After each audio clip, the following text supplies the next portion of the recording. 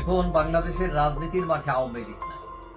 তো আওয়ামী লীগ চলে যাবার পর, গোপনে চলে যাবার পর, শেখ হাসিনা দেশান্তরী হবার পর বিএনপি মোটামুটি উঠে বসেছে তারা, যে এখন মাঠ ফাঁকা, এখন গোল দিয়ে দিবে, ক্ষমতায় চলে যাবে।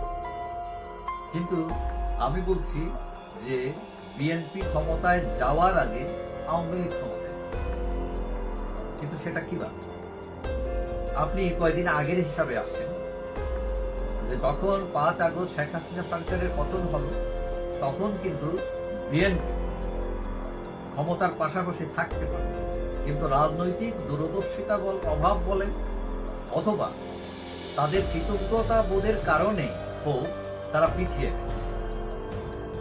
অথচ তারা কিন্তু শক্ত অবস্থান নিতে পারত সরকার, কিন্তু যখন সেটা বুঝেছে তখন চলে। তো তারপরে তারা যেটা সিদ্ধান্ত নিল যে দ্রুত নির্বাচন করে ক্ষমতায় চলে যাবে, আওয়ামী লীগ নাই, ফাঁকা মাঠে গোল দিল।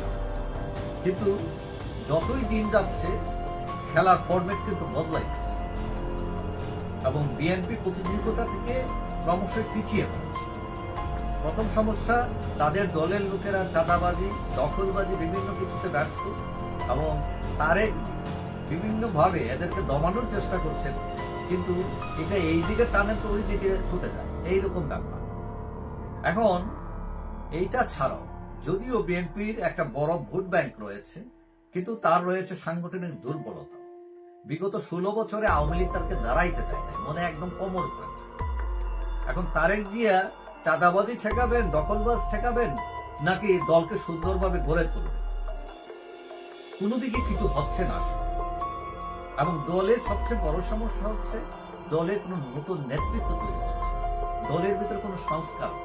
ওই পুরান পাপীরাই, তারাই মাথাচাড়া দিচ্ছে, তারাই বক বক করছে, মানুষ শুনুক, বিশ্বাস করুক আর নাই। এখন তারা দ্রুত নির্বাচন চাচ্ছে, কিন্তু এদিকে আবার জনপ্রিয়তার দৌড়ে পিছিয়ে পড়ছে। কিভাবে পড়ছে? ছাত্রদের নতুন একটা দল হচ্ছে এখন বিএনপির মাথায়, কারণ এই বিএনপির ভোটই কিন্তু এরা কান, আওয়ামী লীগের ভোট কিন্তু এরা কানবে। এখন নতুন একটা ভোটার আছে, একটা বিশাল জনগোষ্ঠী তারা। এখন বিএনপি বিশাল একটা ভোট ব্যাংক থাকে, সেটা কিন্তু 16 বছরের আগে নতুন হিসাবে সেই ভোট নাও থাকে। প্লাস জামাতে ইসলাম, ইসলামী দলগুলো, নতুন প্রজন্ম, এরা সবাই যদি এক হয়ে যায়, তাহলে বিএনপি তলানিতে চলে। এখন বিএনপির যতই বিপদ বাড়ুক, আওয়ামী লীগের ততই কিন্তু সম্ভাবনা বাড়ে, কারণ ভোটের হিসাব হচ্ছে অন্য। বাংলাদেশের রাজনীতিতে ভোটের হিসাব হচ্ছে আওয়ামী লীগ, অ্যান্টি আওয়ামী লীগ, এবং অ্যান্টি আওয়ামী লীগ যে ভোট সেটা ভাগ হয়, কিন্তু আওয়ামী লীগের ভোট খুব একটা ভাগ হয় না। এখন ধরেন সনাতন ধর্ম, হিন্দু লোক অনেক একটা বড় ভোট পায়। হিন্দু লোকরা কি আপনি জামাতের সামনে ভোট দিতে যাবে? বিএনপি কে ভোট দিতে যাবে? খুবই রেয়ার। সে আওয়ামী লীগকে দেবে কলা গাছ দ্বারা কলা গাছ।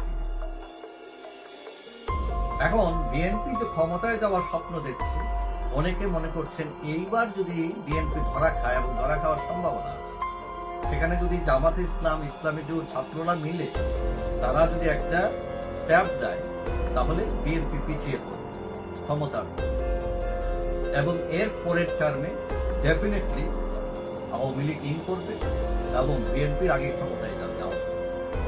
এটা মোটামুটি। যাই হোক, সবাই ভালো থাকবে।